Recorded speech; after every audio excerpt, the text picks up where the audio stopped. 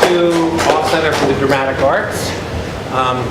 If any of you, if this is the first time you've been here, we're just a small, all-volunteer organization. It's all run by artists for artists. We try to do a lot of interesting programming like this right here that might not have a chance otherwise. Excuse me. A couple safety things before we get started.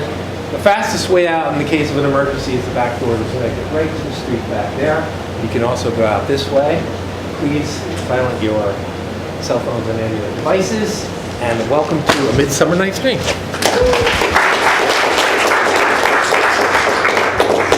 Hello, my name is Lauren Palmer. I am the founder of the Hourglass Youth Theater and the director of Midsummer Night's Dream. Only 2 weeks ago, I began my journey with these young actors and actresses you are about to see perform. Only 2 weeks ago, each of these individuals came together to meet for the first time and shape this production. Only 2 weeks ago, I never would have guessed how amazing this cast would be as a cooperative, collective group. I want to say a huge thank you to Rachel Suture, my assistant director, as well as my other creative team members, Aya Yuasa, my music composer, Jacob September, my lighting director, Esther Palmer, my costume designer and creator.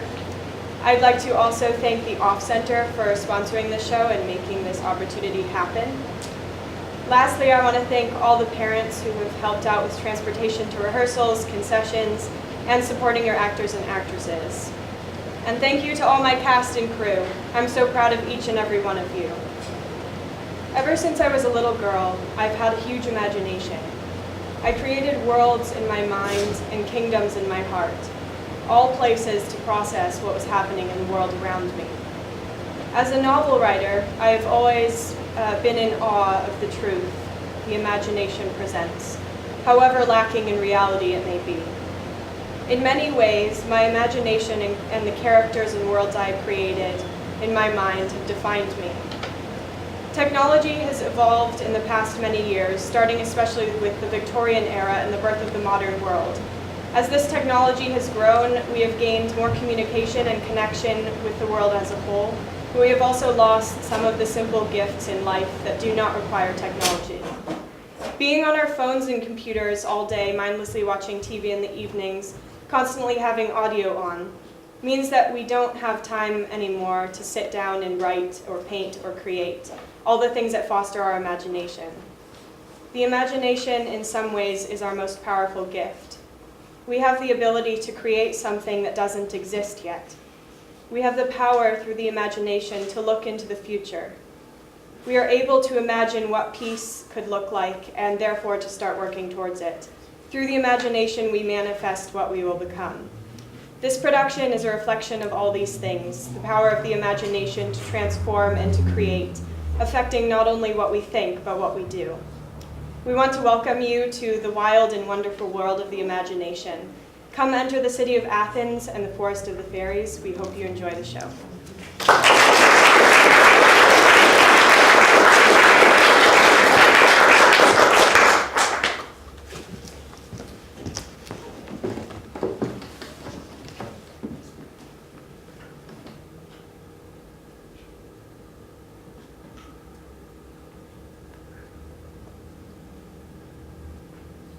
You will never know who I am until I tell you. I am not a madman who must be locked away because I said things you could not understand. I am not a childhood fancy that should be forgot. I am not the tyrant who usurps her power from the unsuspecting. I am the transformative power of the mind to create new worlds and new lives. I am the piece of you that looks at the world and wonders what happened, what started all of this. Is there a way we could find peace?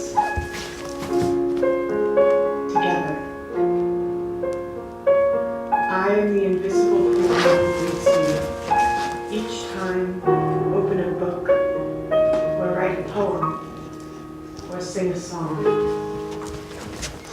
I am the most dangerous weapon. I can fly. I can create. I can heal.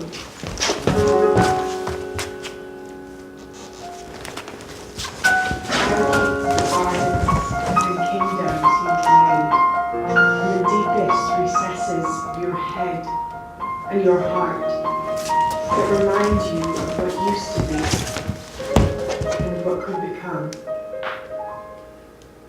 Your games, conflicts, your technologies, they chain me up and destroy me. Because all of this is nothing without your belief. My name is imagination. Just for now, put a bit of belief in me so that I can be the story for you.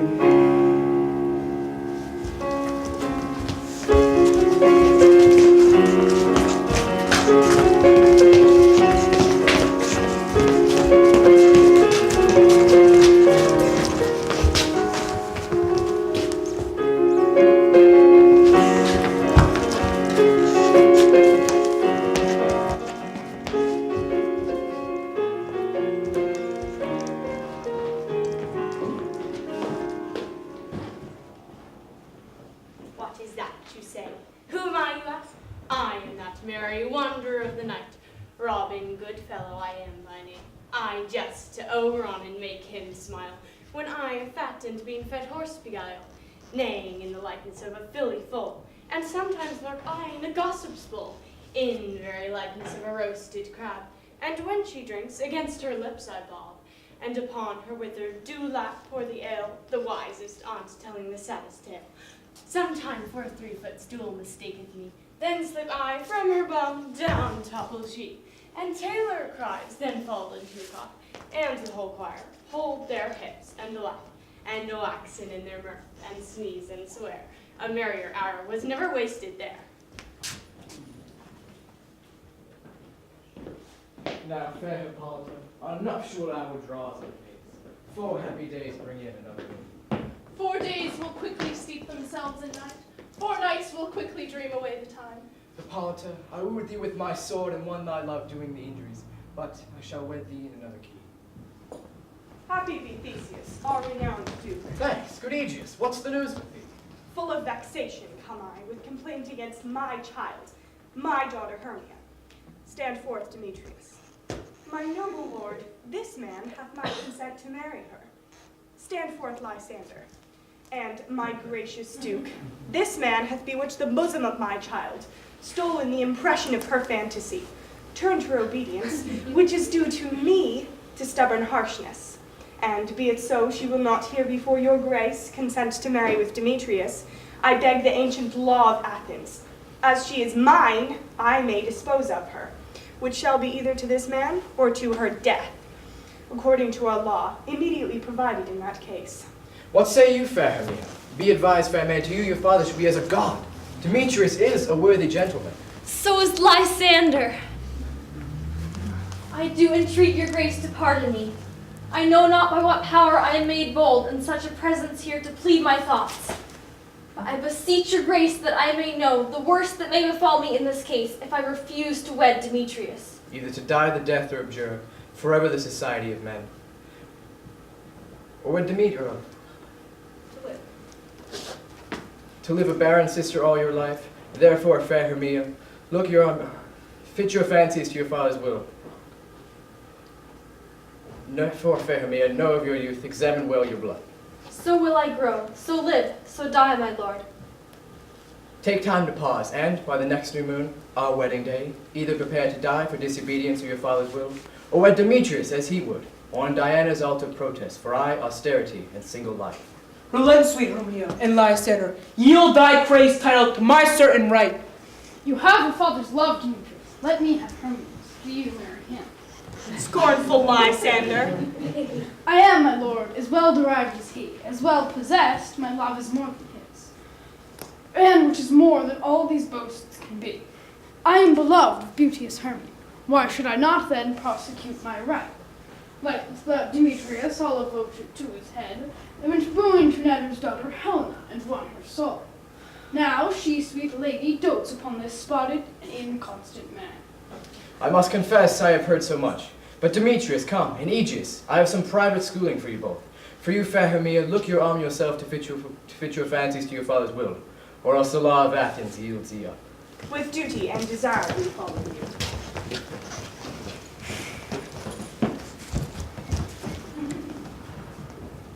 How now, my love? Why are your cheeks so pale? How chance the roses there to fade so fast? Belike for want of rain, which I could well beteem them from the tempest of my eyes. Ay me, for thought that I could ever read, could ever hear by tale or history, the course of true love never did run smooth. Oh, to choose love by another's eyes. Or if there were sympathy in choice, war, death, or sickness did lay siege to it, making it momentary as a sound, swift as a shadow, short as any dream, so quick bright things come to confusion. If then true lovers have ever been crossed, it stands as an edict in destiny. Then let us teach our trial patience. I have a widow aunt, a dowager of great revenue, who hath no child. She respects me as her only son. There, gentle Hermia, may I marry thee. If thou lovest me then, steal forth your father's house tomorrow night, and in the wood, a league without the town, there will I wait for thee. My good Lysander, I swear to thee by Cupid's strongest bow, by the simplicity of Venus's doves, by all the vows that ever men have broke, in number more than ever women spoke. In that same place thou hast appointed me, tomorrow truly will I meet with thee. Keep promise, my love. Look, here comes Helena. Godspeed, fair Helena. Whither away? Call you me fair? Ah, fair again unsay. Demetrius loves your fair. Oh, happy fair. Sickness is catching, oh, war favor so. Yours would I catch, fair Hermia, ere I go. Oh, teach me how you look, and with what art you sway the motion of Demetrius' heart. I frown upon him, yet he loves me still. Oh, that your frowns would teach my smiles such skill. The more I hate, the more he follows me. The more I love, the more he hateth me. His folly, Helena, is no fault of mine. None, but your beauty, would that fault were mine. Take comfort, he no more shall see my face. Lysander and myself will fly this place. Tomorrow night, when Phoebe doth behold her silver visage of the watered glass, through Athens' gates we devise to steal. And in the wood where often you and I, upon faint primrose beds, were wont to lie, there my Lysander and myself shall meet, to seek new friends and stranger companies. Farewell, sweet playfellow, pray thou for us, and good luck grant thee thy Demetrius. Keep word, Lysander. I will, my Hermia. Helena, adieu, as you on him, Demetrius dotes on you. How happy some or other some can be. Through Athens I am thought as fair as she. But what of that? Demetrius thinks not so. For love looks not with the eyes but with the mind. Therefore was winged Cupid painted blind. Nor hath love's mind of any judgment taste, because in choice he is so oft beguiled. For ere Demetrius looked on Hermia's eyne, he held down oaths that he was only mine. I will go and I will tell him of fair Hermia's flight. Then to the woods will he tomorrow night pursue her, and for this intelligence. But here in mean I, to enrich my pain, to have his sight thither and back again.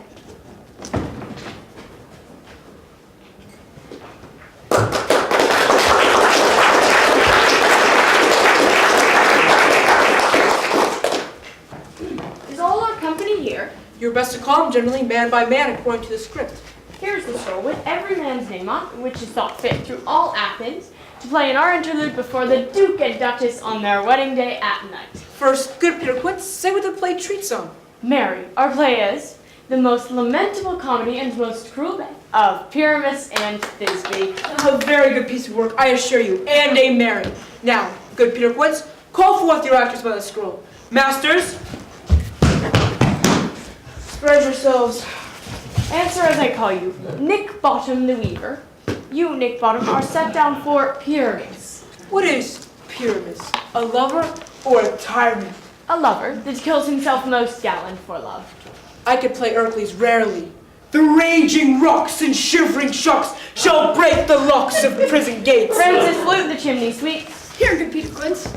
Flute, you must take Thisbe on you. What is Thisbe, the wandering knight? It is the lady that Pyramus must fly. Nay, let me not play woman. I have a beard. Come. That's all one. You shall play to the mask and speak in as small a voice as you will. And I may hide my face. Let me play Thisbe too. Thisbe, Thisbe, ah, Pyramus, lover dear, thy lady dear. No. You must play Pyramus and flute you Thisbe. Tom Snout the tinker. Here, Peter Quince. You, Pyramus's father. Myself, Thisbe's father. Snug the hatter. You, the lion's part. And here, I hope, is a play fitted. Have you the lion's part written? Pray you, if it be, give it to me, for I am slow of study. You may do it extempore, for it is nothing but roaring. Let me play the lion part too. I will roar, so the Duke says, let him roar again. Let him roar again. You can play no part but Pyramus. You should do it terribly. You would fright the Duchess and the ladies that they would shriek. That were enough to hang us all. That would hang us, every mother's son. I grant you, friends, that if you should scare the ladies out of their wits, but I will aggravate my voice, so I will roar as gently as any sucking dove. You can play no part but Pyramus. Well, I will undertake it. What beard were I best to play in? Your straw color beard? Your purple and grain color beard? Your orange tawny color beard?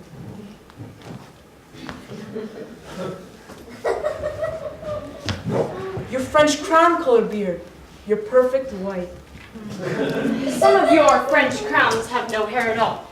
But masters, here are your parts, and I am to entreat you, request you, and desire you to come by tomorrow night and meet me in the palace wood, a mile without the town, by moonlight. There will we rehearse, our devices known. I pray you, fail me not. We will meet. Take pains, be perfect. Adieu. At the Duke's Oak we meet.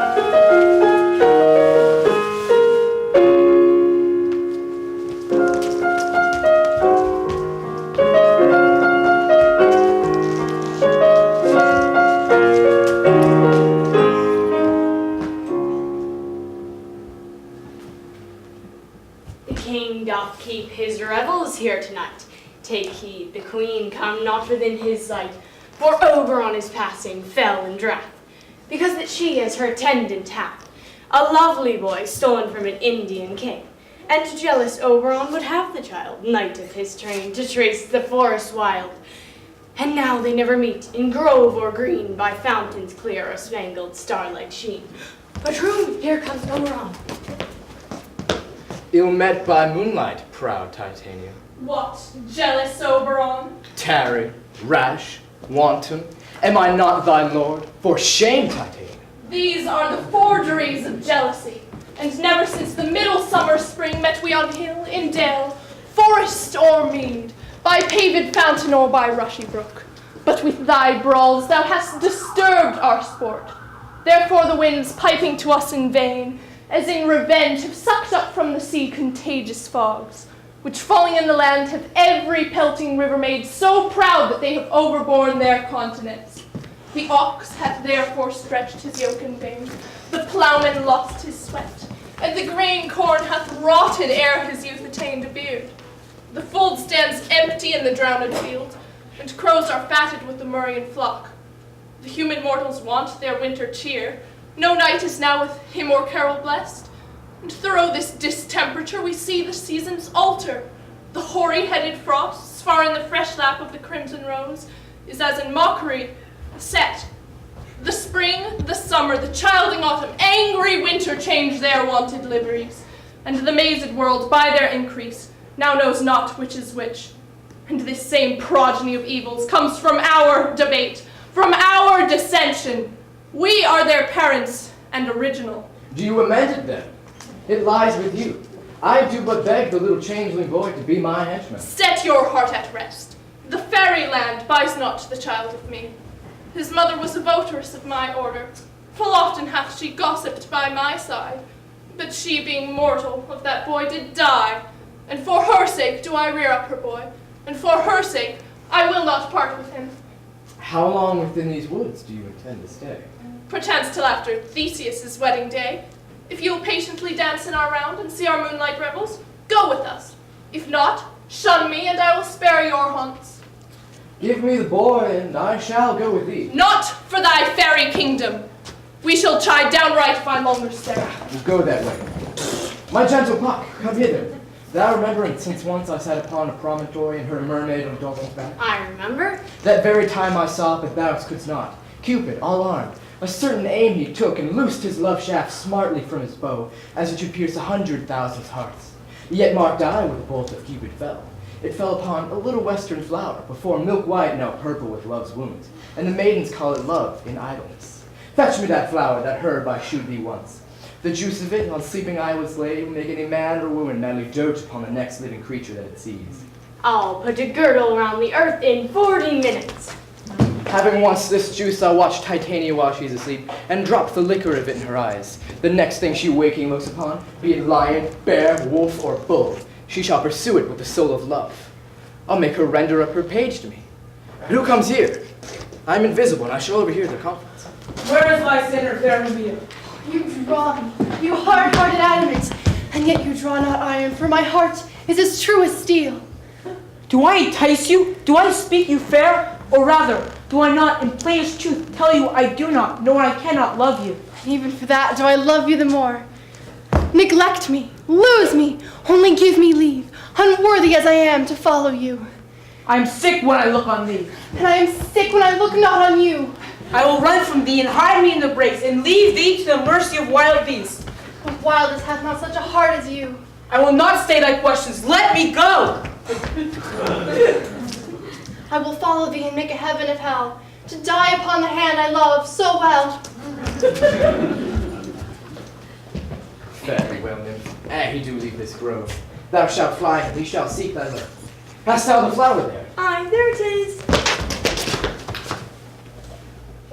I pray thee, give it to me. I know a bank where the wild thyme blows, and the ox sips and nodding violet grows. There sleeps Titania sometimes in the night. With the juice of this, I'll streak her eyes and make her full of hateful fantasies. Take thou some of it and seek throughout the grove. A sweet Athenian lady is in love with a disdainful youth. Anoint his eyes, but do it so the next thing he espies may be the lady. Fear not, my lord, your servant shall do so.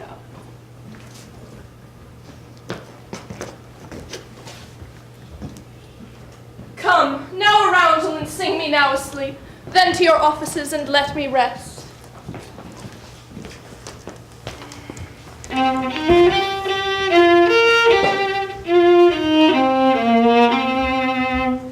You spotted snakes with double tongue, thorny hedgehogs be not seen. Newts and blind worms do no wrong, come not near our fairy queen.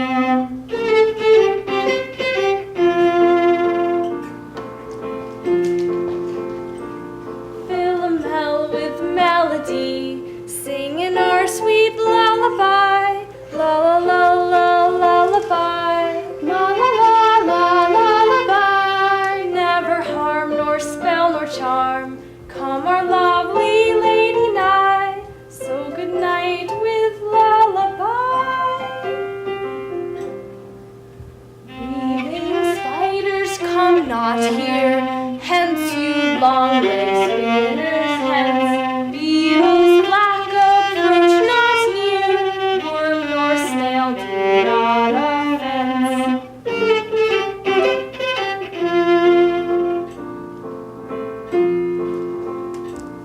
Philomel with melody, singing our sweet lullaby. La la la la lullaby. La la la la lullaby. Never harm nor spell nor charm, come our lovely lady nigh. So good night with lullaby.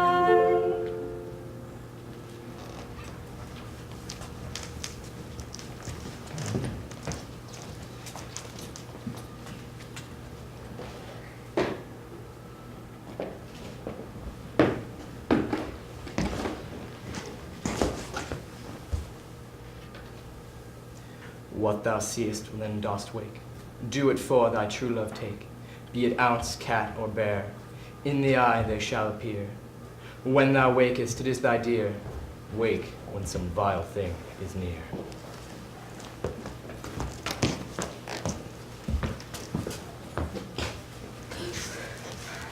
For love and faith wandered in the wood, and to speak troth, I have forgot my way. We'll rest us here if you think it good. Be it so, Lysander. Find you out of bed, for I upon this bank will rest my head. One church shall serve as pillow for us both. One heart, one troth, two bosoms. Nay, good Lysander, for my sake, my dear, lie further off yet. Do not lie so near. Take the sweet sense of my innocence. I mean that my heart unto yours is knit, so that one heart we can make of it. Lysander riddles very prettily, but, gentle friend, for love and courtesy, lie further off in human modesty. So far be distant, and good night, sweet friend. Amen, amen, to that fair purpose I have. And then in life, my in royalty. Here is my bed. Sleep, give me all its rest. With half that wish, the wisher's eyes be pressed. Through the forest have I gone, but Athenian found I none. Night and silence. Who is here? Weeds of nobility he doth wear. This is he, my master said, despised the Athenian maid. Ooh, and here is the maiden sleeping sound on the dank and dirty ground. Churl, upon thy eyes I throw all the power this charm doth owe. When thou wakest, let love forbid, sleep his seat on thy eyelid. So awake when I am gone, for I must now to Oberon.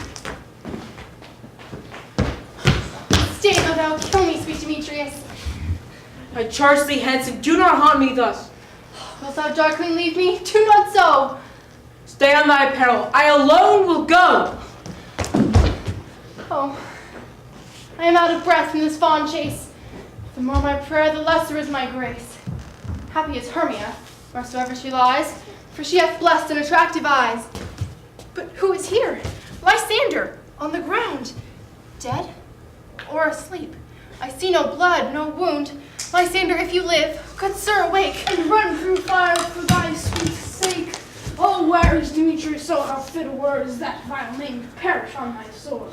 Do not say so, Lysander, say not so. Yet Hermia still loves you, then be content. Content with Hermia, no, I do repent. Tedious minutes with her I spent. Not Hermia, but Helena I love. Who will not change a raven for a dove? Wherefore was I to this keen mockery born? When at your hands did I deserve this scorn? Good troth, you do me wrong, good sooth you do. In such disdainful manner me to woo. But fare you well, perforce I must confess, I thought you lord of more true gentleness. She sees not Hermia, Hermia sleeps thou there. Never mayst thou come Lysander near. And all my powers I do address your love and might, to honor Helena and to be her knight. Help me, Lysander, help me! Ay me, for pity, what a dream was here! Oh, Lysander, look how I do quake with fear! Methought a serpent eat my heart away, and you sat smiling at his cruel prey. Lysander! What? Removed? Lysander! Lord!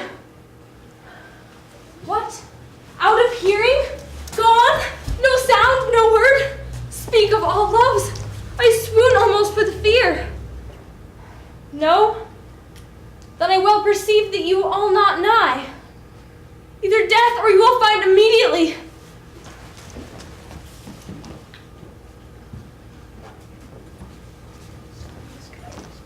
Are we all met? Pass, here's a marvelous convenient place for our rehearsal. Peter Quince, What sayest thou, bully bottom? there are things in this comedy of Pyramus and Thisbe that will never please. First, Pyramus must draw a sword and kill himself, which the ladies cannot abide. How answer you that? Fire Lake in a perilous fear. I believe we must leave the killing out when all is done. Not a whit. I have a device to make all well. Write me a prologue. In this prologue, seeing this day that we'll do no harm with our swords. This will put them out of fear. Well, we shall have such a prologue. Will not the ladies be afeard of the lion? Masters, you are to consider with yourselves. To bring in, God shield us, a lion among ladies is a most dreadful thing. You ought to look to it. Well, another prologue must tell he is not a lion. Nay, you must simply name his name. He is Snug, the Hatter. Yes, it shall be so. But there is two hard things. That is, we must to bring moonlight into a chamber. For you know Pyramus and Thisbe meet by moonlight. Doth the moon shine the night we play our play? A calendar, a calendar. Look in the almanac. Find out moonshine, find out moonshine. Yes, it doth shine that night. Why then may we have a casement in the great chamber window where we play, open, and let the moon shine through the casement. Aye, or else one could enter with a lanthorn and a bush of thorn, and say he comes to disfigure or to present the person of moonshine. Then there is another thing. We must have a wall in the great chamber. Well, you can never bring in a wall. What say you, Bottom? We shall man or other hold his finger thus, and through this cranny shall Pyramus and Thisbe whisper. Now, come sit down, every mother's son, and rehearse your part.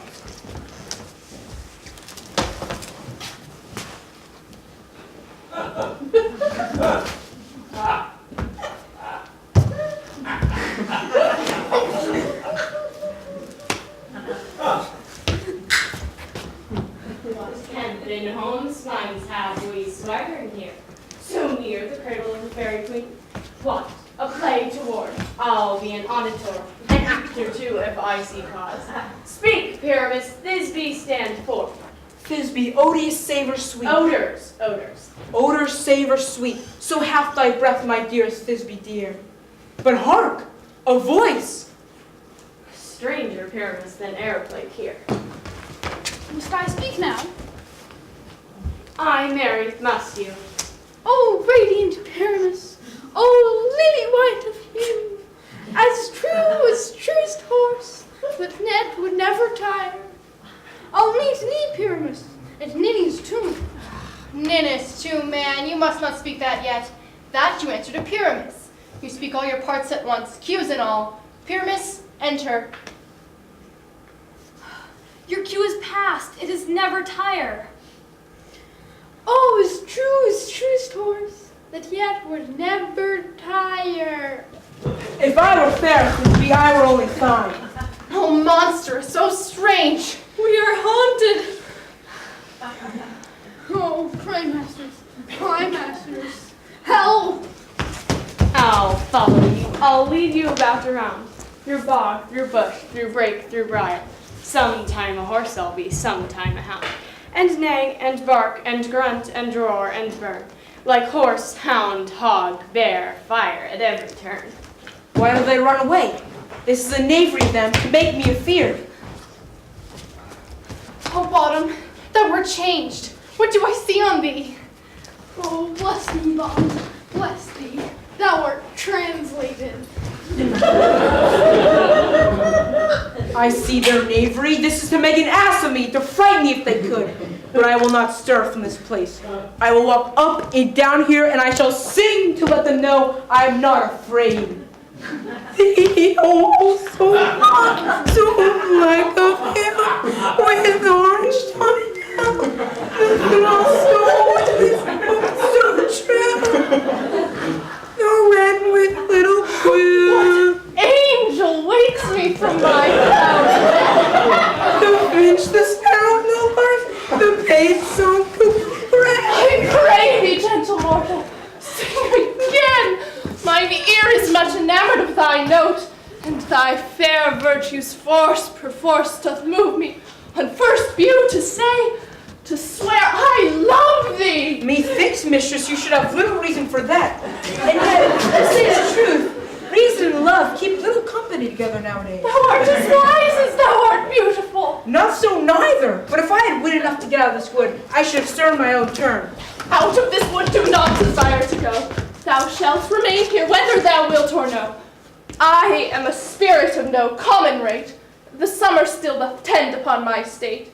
And I do love thee, therefore go with me. I will give thee fairies to attend on thee, peas blossom, cobweb, mustard seed. Ready. Ready, ready. Be kind and courteous to this gentleman. Hop in his walks and gambol in his eyes. Feed him with apricots and dewberries, purple grapes, green figs, and mulberries. Nod to him, elves, and do him courtesies. Hail, mortal. Hail. Hail. I cry your worship's mercy heartily. I beseech your worship's name. Cobweb. If I cut my finger, I shall make bold with you. Your name, honest gentleman. Peace blossom. I shall desire you more acquaintances as well. Your name, honest gentleman. Mustard head. Mustard head. Good master mustard head. I know your patience well. I know your patience well. I promise you, your kindred has brought tears to my eyes ere before. Come, wait upon him, lead him to my bower. The moon, methinks, looks with a watery eye, and when she weeps, weeps every little flower.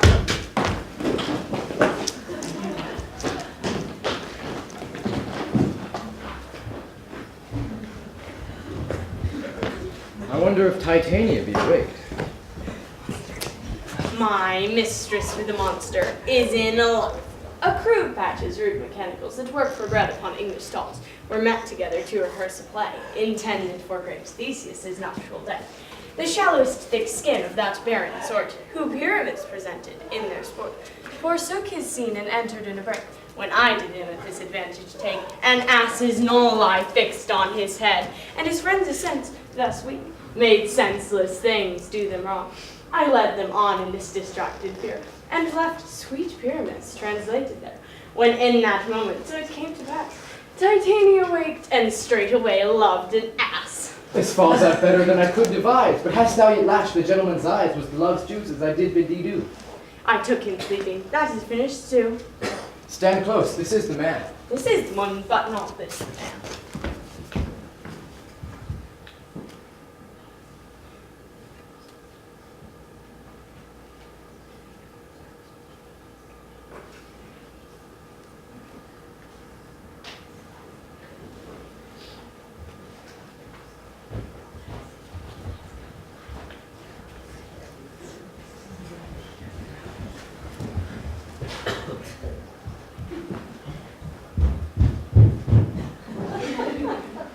Oh, why rebuke you him that loves you so? Lay breath so bitter on your bitter foe. Thou hast slain Lysander in his sleep. The sun was not so true unto the day as he to me. Would he have stolen away from sleeping Hermia? It cannot be but thou hast murdered him. So should a murderer look, so dead, so grim. So should the murderer look, and so should I, pierced to the heart with your stern cruelty. What is this to my Lysander? Where is he? Ah, good Demetrius, wilt thou give him me? I'd rather give his carcass to my hounds. Out, dog! Out, cur! Thou drivest me past the bounds of maiden's patience! Hast thou slain him then? Henceforth be never numbered among men. You spend your passion on misprized mood. I am not guilty of Lysander's blood, and nor is he dead for aught that I can tell. I pray thee, tell me then that he is well. And if I could, what do I get therefore? A privilege never to see me more. There is no following her in this fierce vein. Therefore, for a while, I will remain.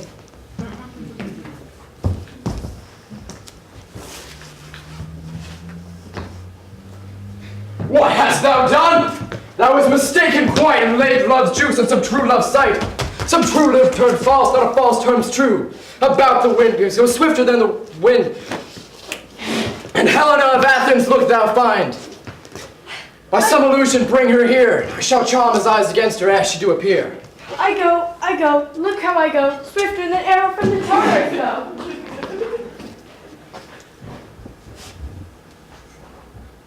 Flower of his purple dye, sink an apple of his eye. When thou wakest, if she be by, beg of her for remedy.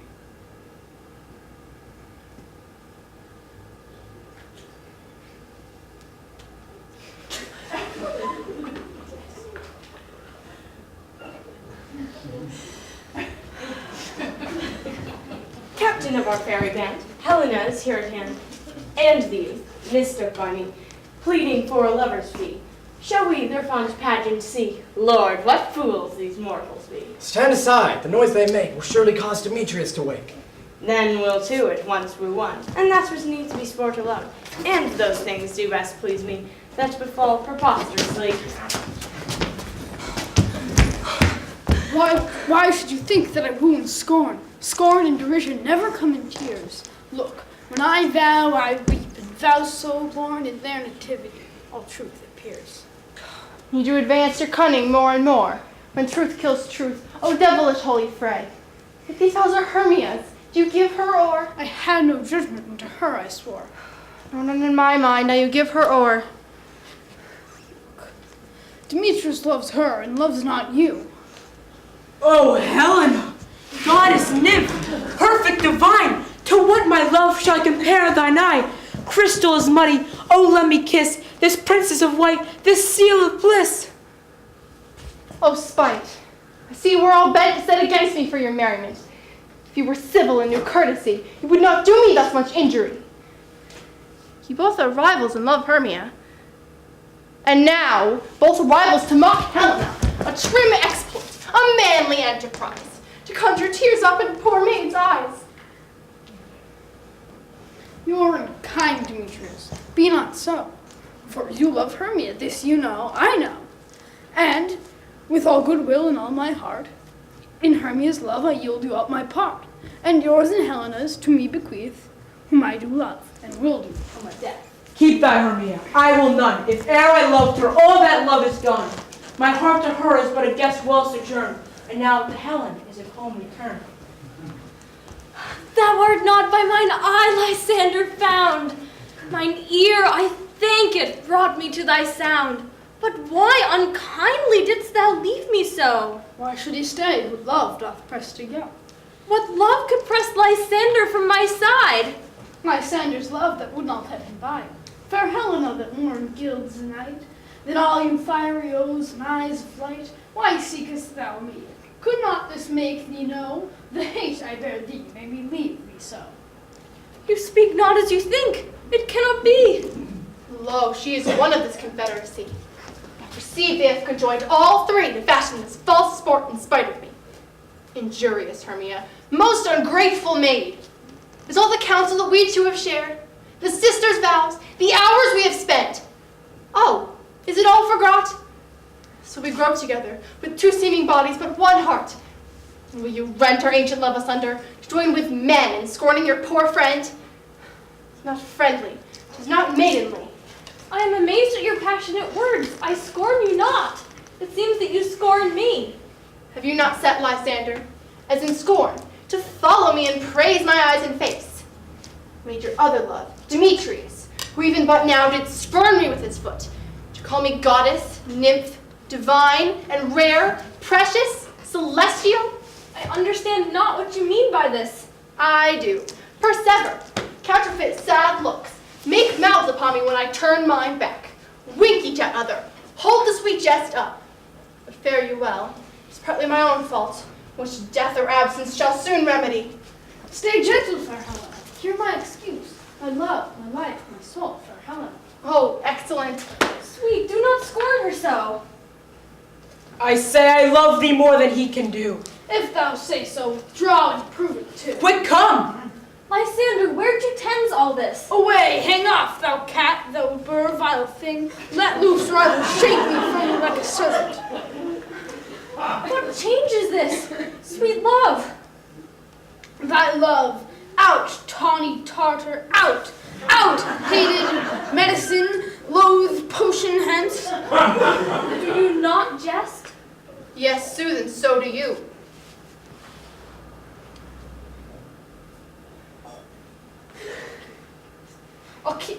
Demetrius, I'll keep my word with thee. I'll not trust your word.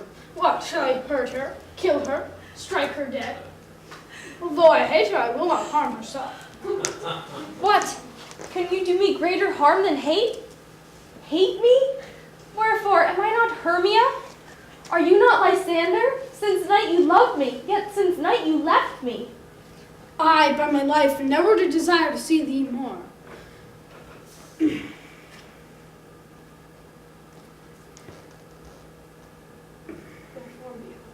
Therefore be out of hope, out of question, out of doubt. I do hate thee and love Helena.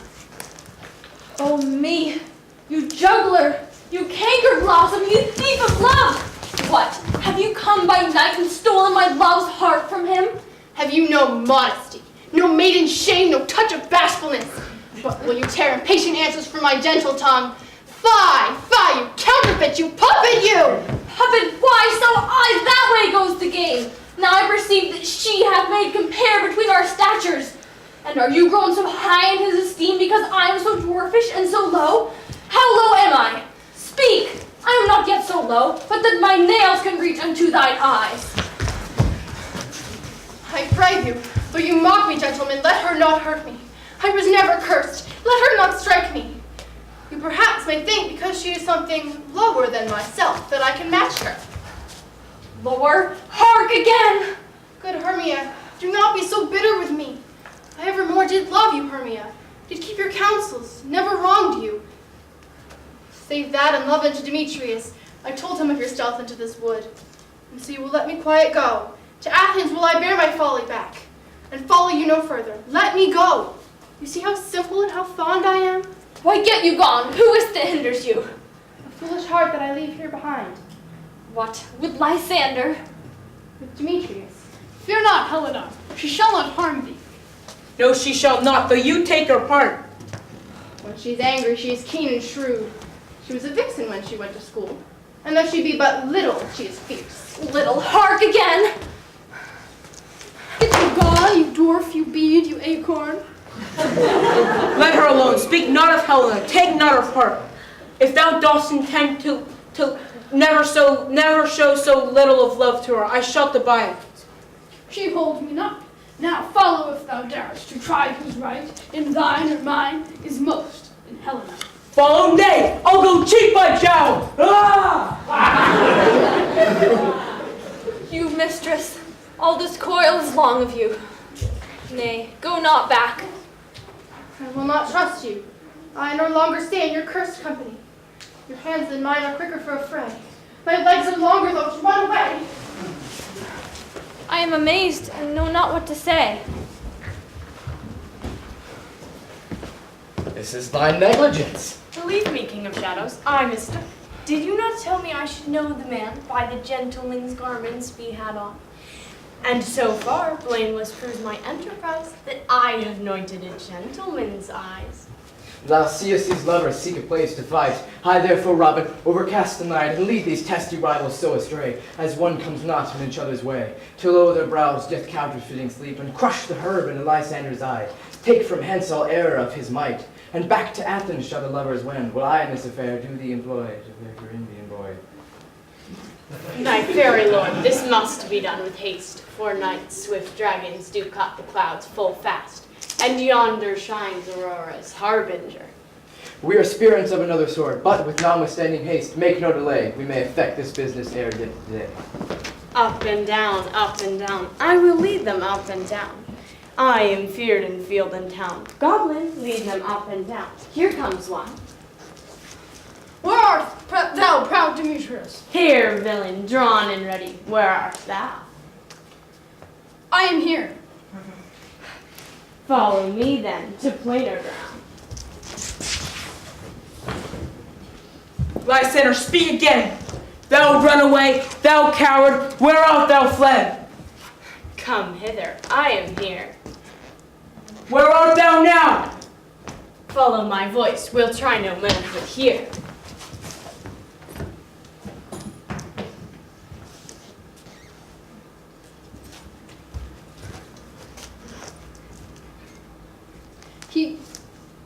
He goes forward. and still dares me on. When I come where he calls, and then he is gone.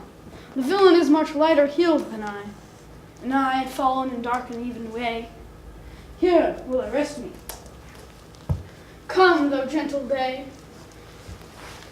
and if ever you have shown me thy grey light, I will find Demetrius and revenge the spite. Ho, ho, ho, coward. Why comest thou not? Abide me if thou darest, for well I wot thou runnest before me, shifting every place, and darest not stand, nor look me in the face. Where art thou now? Come hither. I am here. For nay, then thou mockest me. Now go thy way. Faintness constrains me to measure myself on this cold bed. Oh, weary night, oh, long and tedious night. Await thy hour, shine comforts from the east, that I may back to Athens by daylight. And sleep, that sometimes shuts up sorrow's eye, steal me a while for mine own company. Yet but 3. Come one more. 2 of both kinds make up 4. Here she comes, cursed and sad. Never so weary, never so in woe, bedabbled with the dew and torn with briars. Here I will rest me till the break of day. Heavens, shield Lysander if they mean a fray. On the ground, sleep sound. I'll apply to your eye, gentle lover remedy. Now when thou wakest, thou takest true delight in thy sight of thy former lady's eye, and the country proverb known that every man shall take his own. In thy waking shall be shown, Jack shall have Jill, naught shall go ill, and all shall be well again.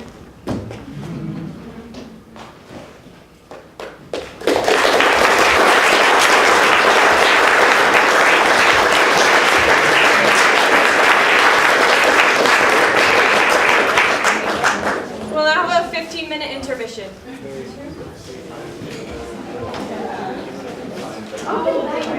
Sit thee down upon this flowery bed, and I stick musk roses on thy sleek, smooth head, and kiss thy fair, large ears, my gentle joy. Where's Peas Blossom? Ready? Master Peas Blossom, scratch my head. Where's Monsieur Cobweb? Monsieur Cobweb, good Monsieur, bring me a honey bag, and good Monsieur, have a care of the honey bag break not. Where's Monsieur Mustardhead? What's your will? Nothing, but to help Cavalry Peas Blossom to scratch. I have to go to the barber's, for methinks I'm marvelous hairy about the face. What? Wilt thou hear some music, my sweet love? I have a reasonable giddy air of music. Let's have the tongs to the bones. Or say, sweet love, what thou desirest to eat. Truly I can munch a good dried oats. I also have a strong desire for a bottle of hay. Good hay, sweet hay, hath no fellow. I have a venturous fairy that shall seek thee the squirrel's hoard and fetch thee new nuts. Actually, I would have a handful or 2 of your dried peas, but have your people not stir me, for I have an exposition of sleep come upon me. Sleep thou, and I will wind thee in my arms. Fairies, be gone and be always away. Oh, how I love thee, how I dote on thee. Welcome, good Robin. Seest thou this sweet sight? For her dotage now I do begin to pity. For meeting her late behind the woods, I did upbraid her and fall out with her. When I had my pleasure taunted her, and she in mild terms did beg my patience, I did ask her of her changeling child, which she straight gave me. And now that I have the child, I shall undo this hateful imperfection of her eyes. And gentle Puck, take this transformed scalp off the head of this Athenian swain. But first, I shall release the fairy queen.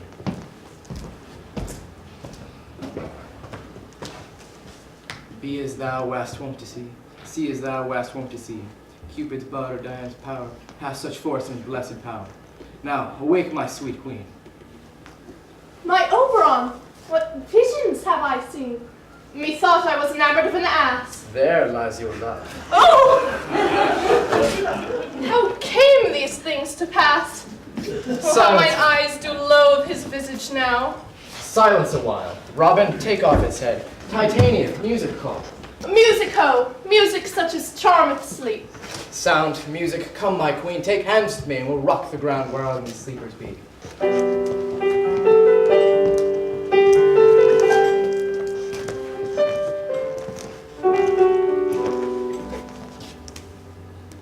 Now that when thou- thou wakest, with thine own fool's eyes peep. Now that thou and I are in new amenity, and dance tonight and midnight solemnly, and Duke Theseus' house triumphantly, and bless it all with fair prosperity. Fairy king and queen, attend and mark. I do hear a morning lark. Come, my lord, and in our flight, tell me how it came this night, that I, sleeping here, was found, with this mortal on the ground.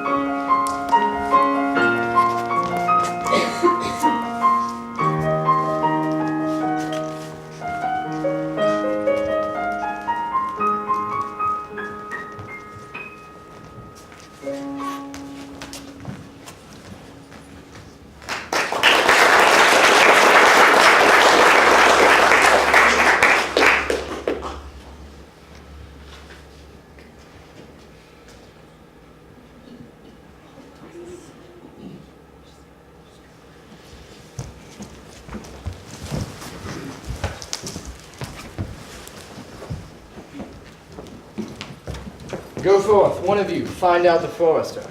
Our observation shall be performed on the mountain, my sweet queen. We'll mark the confusion of hounds that echo in conjunction.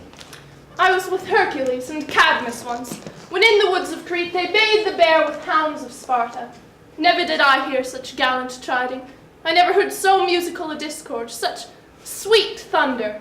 Ah, see, my hounds are bred out of the Spartan kind. So flued, so sanded, with heads that are hung, and ears that sweep away the morning dew. Judge when you hear. But soft, what nymphs are these? My lord, this is my daughter here asleep. This Lysander, this Demetrius is, this Helena, old Netter's Helena. I wonder if they're being here together. Surely they woke up early together. Surely they got up early together. But speak, Aegeus, is this not the day that Hermia should give the answer of her choice? It is, my lord. Well, go bid the huntsman to wake them. Good morrow, friends. Day is St. Valentine's past, but these wood birds been to couple now. I pray you all, stand up. Pardon, my lord. I know you two are rival enemies. How comes this gentle concord in the world, that hate is so far from jealousy, that sleep by hate and fear no enmity? My lord, I shall reply nasally, but I swear I cannot truly say how I came here. Well, as I think, I do bethink that I came with Hermia. I came with Hermia hither. Our intent was to be gone from Athens, for it might without the peril of the Athenian law. Enough, enough, my lord, you have enough. I beg the law upon his head. They would have stolen away. They would, Demetrius, thereby to have defeated you and me, you of your wife, and me of my consent that she should be your wife. My lord, fair Helen told me the stealth of this, their purpose hither to this wood, and I, in fury, hither followed them, and Helena, in fancy, following me. But by some power it is, my love to Hermia melted as the snow. Seems to me now as the remembrance of an idle god in which my childhood I did dote upon. In all the faith, the virtue of my heart, the object and the purpose of mine eye, is Helena. For her, my lord, was I betrothed ere Hermia. But like in sickness did I loathe this food, and like in health has it come to my natural taste. Now, I do love it, long for it, and will forevermore be true to it. You couples are fortunately met. Aegeus, I shall overbear your will, and in the temple by and by with us these lovers shall be eternally knit. But come, our purpose hunting here shall be set aside, for the morning is something warm.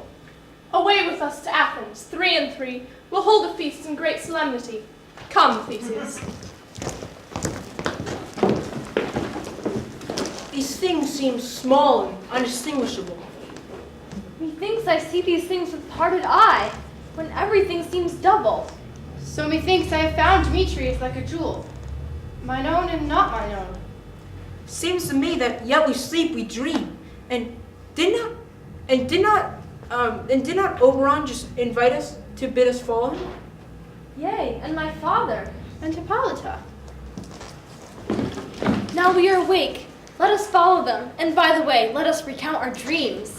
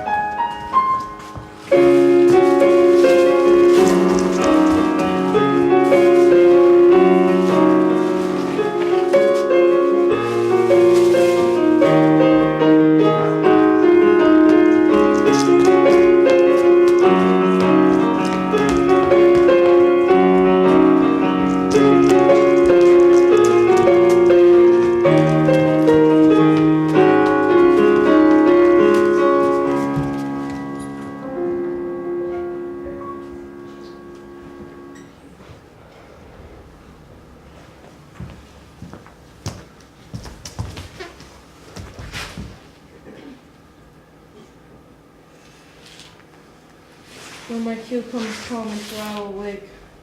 My next is most fair Pyramus. Heyo! Peter Quince! Flute the chimney sweep! Snout the tinker! My life! Stolen hence and left me asleep! I've had a dream, passed it with a man to say what dream it was. A man is but an ass to expound on this dream. A man is but a parted fool if he were to say what dream it was. My eye hath not heard, my ear hath not seen, my hand hath not tasted, my tongue to conceive, my heart to report what dream it was. I shall have Peter Quince write me a ballad of this. It shall be called Bottom's Dream, for it hath no bottom. And I will sing it in the latter end of the play, in front of the Duke.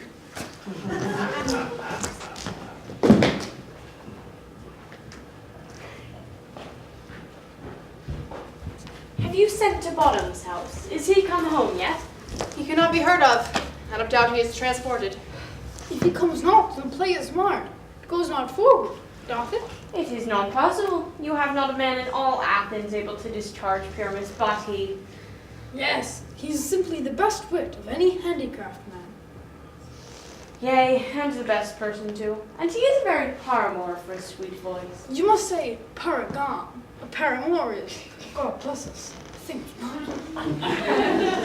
Masters, the Duke is coming from the temple, and there is 2 or 3 lords and ladies more married.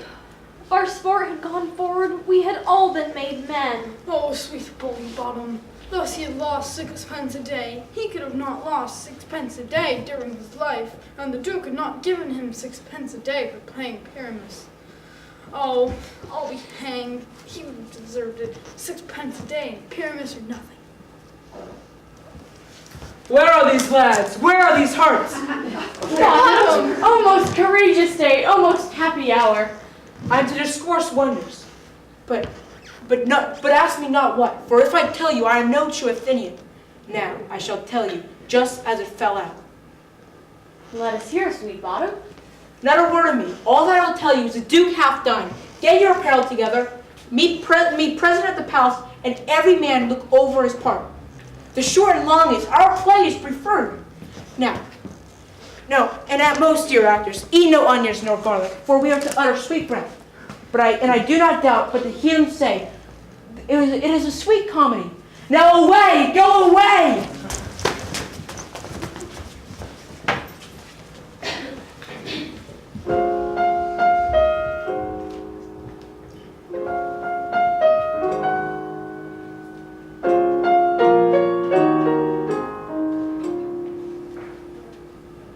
Tis strange, my Theseus, that these lovers speak of. More strange than true. I may never believe these antique fables nor these fairy tales. Lovers and madmen have such seething brains, such shapen fantasies that apprehend more than cool reason ever comprehends. But all the story of the night told over, and all their minds transfigured so together, more witnesseth than fancy's images, and grows to something of great constancy, howsoever strange and admirable. Here come the lovers, full of joy and mirth. Joy, gentle friends, what masks are there, what revels are in hand? Is there no play to ease the anguish of this torturing hour? The battle with the centaurs, to be sung by an Athenian eunuch to the harp. None of that. The riot of the tipsy bacchanals, tearing the Thracian singer in their rage. Ah yes, this is an old device, and was played when I from Thebes came at last a conqueror. A tedious brief scene of young Pyramus and his love Thisbe. Very tragical mirth. Merry and tragical, tedious and brief. That is hot ice and wondrous strange snow. What are they that do play it? Hard-handed men that work in Africa, who never labored in their minds for that. And we shall hear it, for never anything can be missed when simpleness and duty tender it. Let the play begin. Ladies, take your places. I love not to see wretchedness overcharged and duty in his service perishing. Nor will you, my sweet queen, the kind we to give them thanks for nothing. Our sport shall be to take what they mistake. For what duty cannot, noble respect takes in might, not merit. So please your grace, the prologue is addressed. Proceed.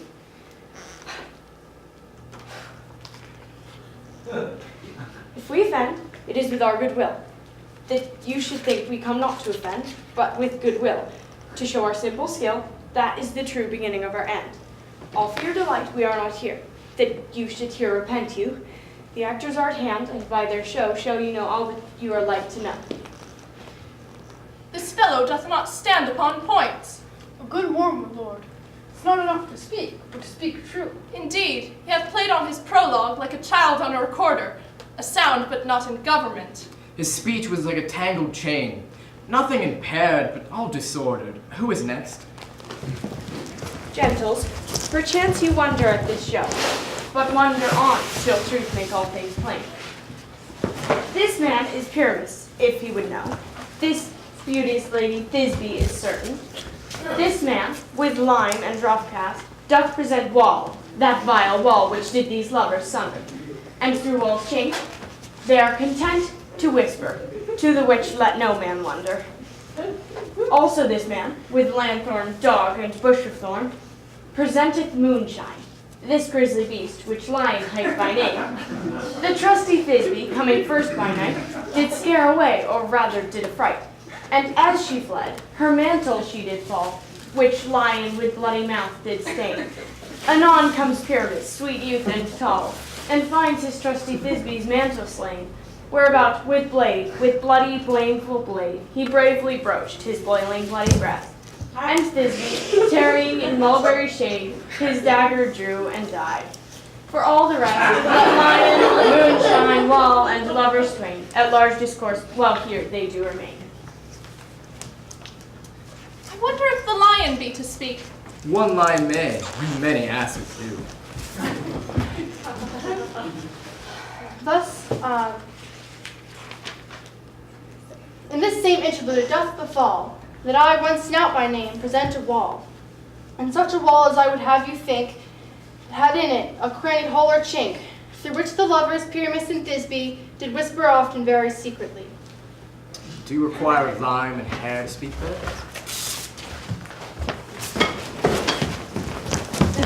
It is the wittiest petition that ever I heard discourse on. Silence! Pyramus draws near the wall.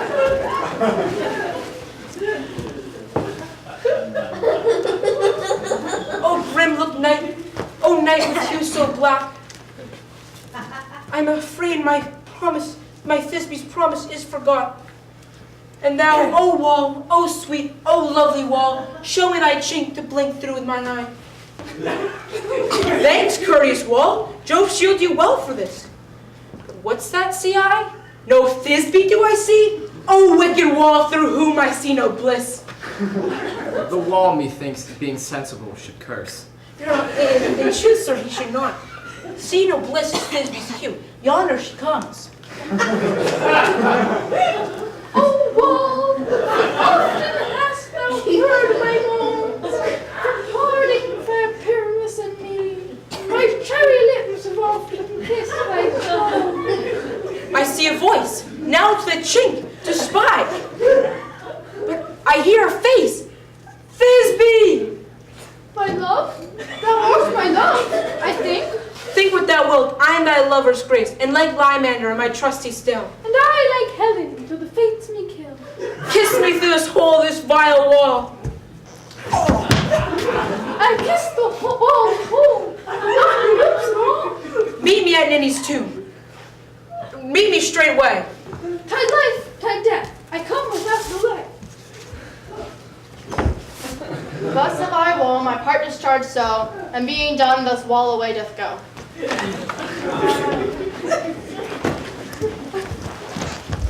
This is the silliest stuff that ever I heard. The best are but shadows, but the worst are no worse if imagination amends them. It must be your imagination then, and not theirs. If we imagine no worse of them than they of themselves, they may pass for excellent men. Here come two noble beasts, the lion and the man.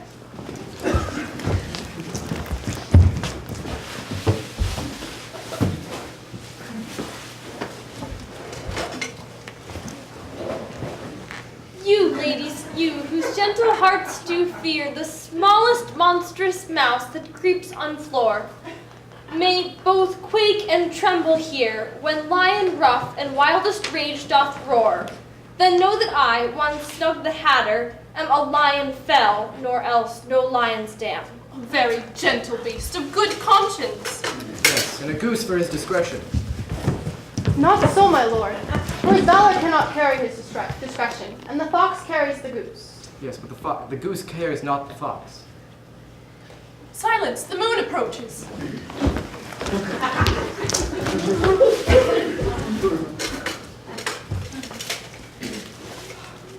This lanthorn doth the horned moon present. He should have worn the horns on his head. It appears his horns are invisible and hidden inside the circumference. This lanthorn doth the horned moon present. Myself, the man in the moon, do seem to be. This is the greatest error of all the rest. The man should be inside the lanthorn. How else the man in the moon? I am weary of this moon. Would he would change. It appears by some small light of discretion that he is in the wane. Proceed, moon. All I have to say is to tell you that the lanthorn is the moon. I, the man in the moon. This thorn bush my thorn bush, and this dog my dog.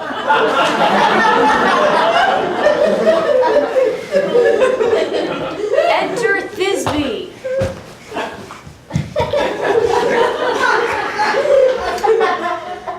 This is old Ninny's tomb. Where is my love? Roar, roar, roar, roar!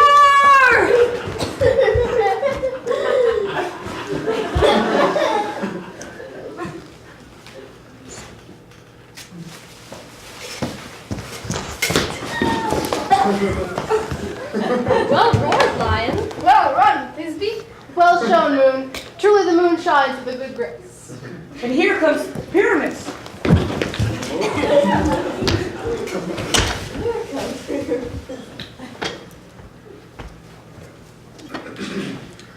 Thank you, moon, now shine so bright. But stay, oh spite, what dreadful dole is here?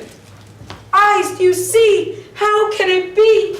Oh dainty duck, oh dear, thy mantle good? What? Stained with blood? Oh fates, come, come, conquer, quail, crush, conclude, quail. Beshrew my heart, but I pity the man. Oh wherefore nature didst thou lions frame? Says lions vile hath here deflowered my dear, which is no, which was the fairest dame that lived, loved, liked, looked. Out sword and boom, thy pap of Pyramus. I that left pap, that with that heart that thus hop, thus die I, thus. Now am I dead, now am I fled, now has my soul to the sky. Tongue, lose thy light, moon, take thy flight.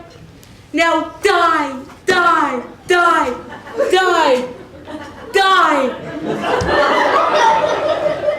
With the help of a surgeon, he might yet recover. Perchance moonshine is gone before Thisbe returns and finds her love. She will find him by starlight. Here she comes. Her passion ends the play.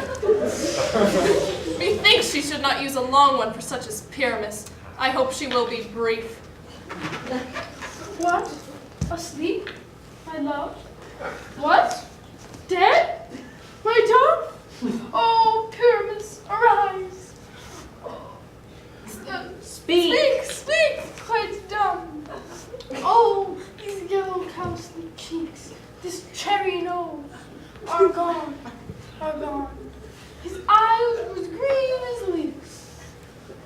Come, trusty sword, come, blade my breast and brew. Adieu.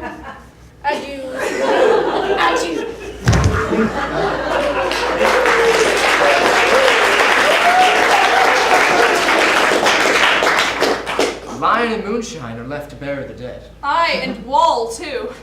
No, actually, the wall that stands between my father and hers is down. Would it help you to hear an epilogue, or to see a burgomask dance between two of our company? No epilogue, I pray you, for your play needs no excuse. Never an excuse for when the players are all dead, for there is none left to be blamed. But come, let us see your burgomask.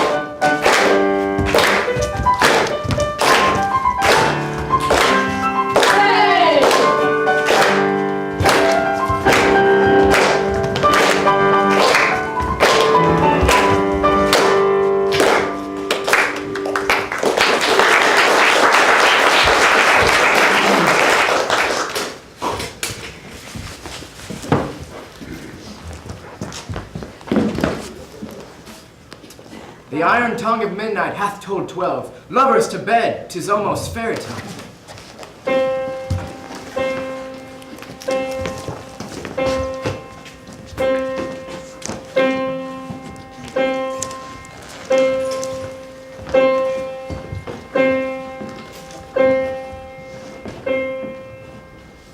Now the hungry lion roars, and the wolf behowls noon, whilst the heavy plough snows, all with weary task forgone.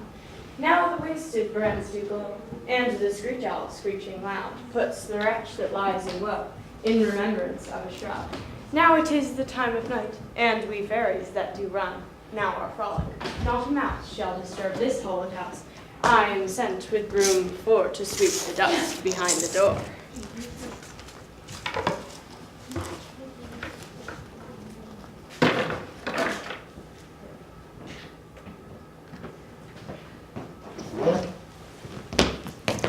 Through this house give gathering light of a dead and drowsy fire. And this ditty after me, sing it down to tripping lady. First rehearse your song by rote, to each word a warbling note. Hand in hand with fairy grace, will we sing and bless this place.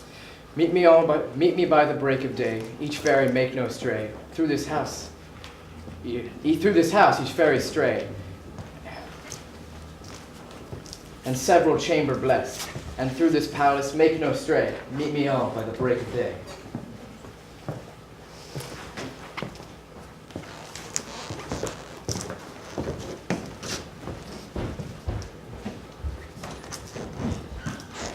If we shadows have offended, think but this and all is mended. That you have but slumbered here, while these visions did appear. And this weak and idle theme, no more yielding but to dream. Gentles do not reprehend. If you pardon, we will mend. And as I am an honest cock, if we have unearned luck, now to escape the serpent's tongue, we shall make amends ere long. Else the puck be a liar call. So good night unto you all. Give me your hands if we be friends, and Robin shall restore amends.